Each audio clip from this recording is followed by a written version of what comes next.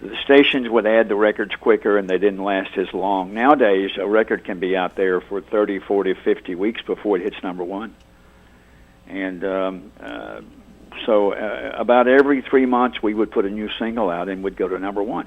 So a lot of times I'd have, 2 and 3 number one records in a year. And as we mentioned earlier, you went over to you went on to have over 20 number one records, which included such hits as The Last Cheater's Waltz, I Loved 'Em Every One, and Party Time. But I think that my personal favorite is The Last Cheater's Waltz. I just think it's a really fabulous ballad. It's kind of up-tempo, and you have your smooth country vocals and fabulous production on it. So how did you find that particular song? Would you mind telling us? I'd really like to know. I actually heard, the song was written by Sonny Throgmorton, and great songwriter. And I had heard his version of it on an album that he had recorded, and I just thought it was an incredible song. And my record producer at the time, Buddy Killen, felt the same way. He said, "I think this is a hit," and so we put the signature lick in the middle of the song with the fiddles, but it wasn't fiddles; it was actual strings. And you also had the high part. It had a few oohs in there, but it was an unusual record. A lot of people. It was a very fast record. When it came out, it was nominated many times for Song of the Year, and although we never won, but we got nominated, and it was just one of those. It's one of those songs that has gone on to become what is known as a country classic. It's a signature song. Well, it just has a really haunting quality. You can feel like the despair, sort of. I mean, you just set the element. The strange thing about music, Paul, and you being in music yourself, you know this. Roger Miller told me many years ago, we were at the Academy of Country Music Awards together, and Larry Gatlin and Roger Miller and I was standing backstage, and Roger Miller turned to me and he said, "Shep?" And I said, "Yeah, Rog." He said, "Well, that Last Cheater's Waltz is a really big record. I love that record that you got out right now." And I said, "Well, thank you." He says, "You know what, Shep?" He says, "When you hook a waltz, you got a song that'll live forever." And he was right. And I kept thinking back of all the great songs that were waltzes, like Lucille. Or 4 in the Morning. The waltz. Yeah, I mean, so anytime you've got a song, I don't know if it's the beat or the tempo or of the song, but there's something there that there's a pulsating part of the song that stays with you. And if you can hook a waltz, you do have a song that will live forever. I agree with especially the upbeat sort of waltz. It's sort of like right. 4 in the Morning. Like, what do they call that? A Viennese waltz? So the right. dancers like to dance right. to it, I know. Right. That. So those songs tend to live forever. So I'm glad you like Last Cheater's Waltz. That's one of my favorites, too. Well, yeah, thank you. I mean, definitely. I mean, even people like Emmylou Harris have done a version of it. And, yeah, she sure did. Yeah. But I prefer your version of it. Why, thank you. You're very kind. Well, you're welcome.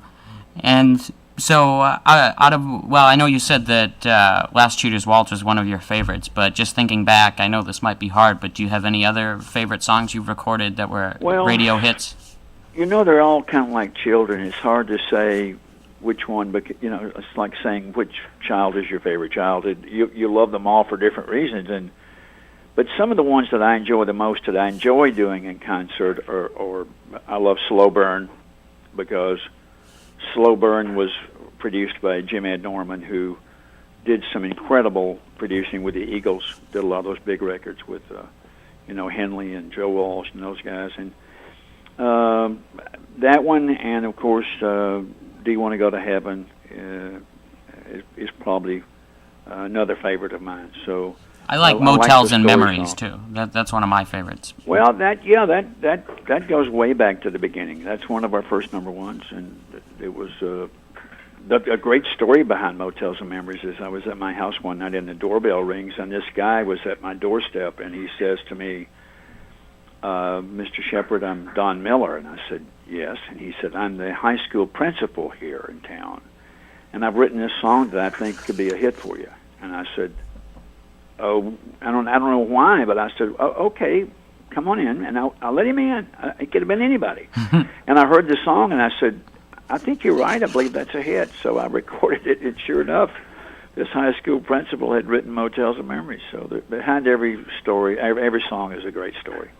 Yeah, I sort of wonder, with me, thinking about new songs to perform when I do my shows, or even just picking songs to play on the air. How many songs are out there that, or even just like going to an open mic night and hearing some songwriters singing songs that probably won't ever get a chance because they can't send them directly to artists because they don't accept unsolicited material. Yeah, I just wonder how many great songs are out there. What could happen, Well, there's a lot of great songs that are still stuck in rooms and vaults, and a prime example of that is "Loved 'Em Every One," the song we talked about a few minutes ago. Sure.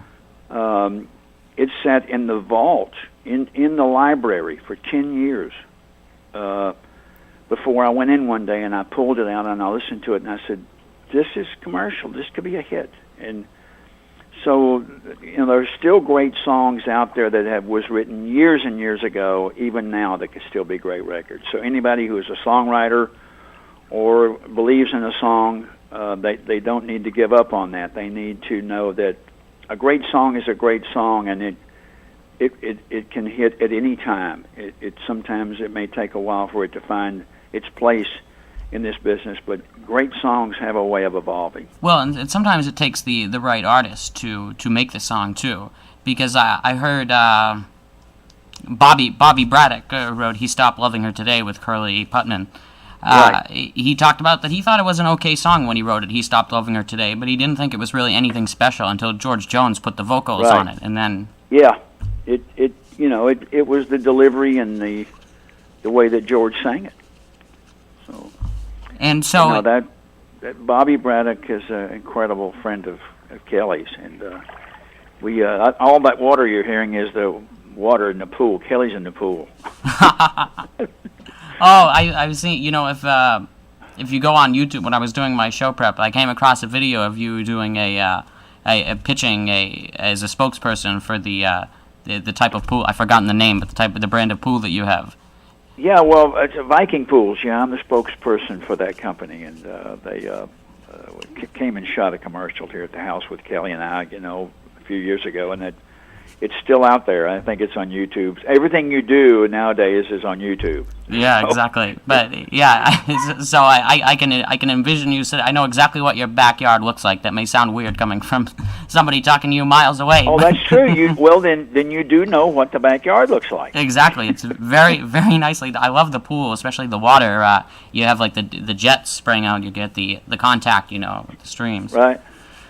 And so, anyways, in 1976, I believe it was, Cashbox named you Best Male New Artist, and several years later, the Music City News, which was Farron Young's trade paper, I believe he was one of the owners of it, named you Most Promising Male Vocalist. So after working behind the scenes in the industry for quite a long time, at least a decade, how did it feel to finally receive recognition for your singing talents from the music elite?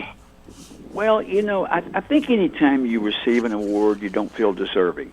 At least I don't, because there are so many great songs and singers at the time that you are in the same company of. And that humbles you really quickly. And there's always people that I feel are more deserving.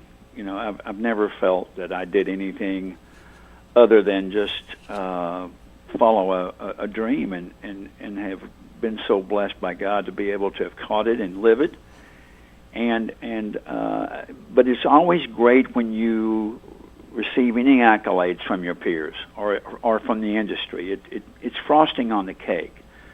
But if I had never gotten any of that, it still would have been and still is an incredible way to live and make a living and to be heard by people and to make a difference in their lives with a song. And you also, you mentioned earlier how Waylon Jennings helped convince you to start performing full-time, and also I guess Elvis Presley factored into that too, and he gave you your first touring bus, was it? One of his buses? Yeah, he actually went out and bought me a bus. Oh, really? And gave it to me.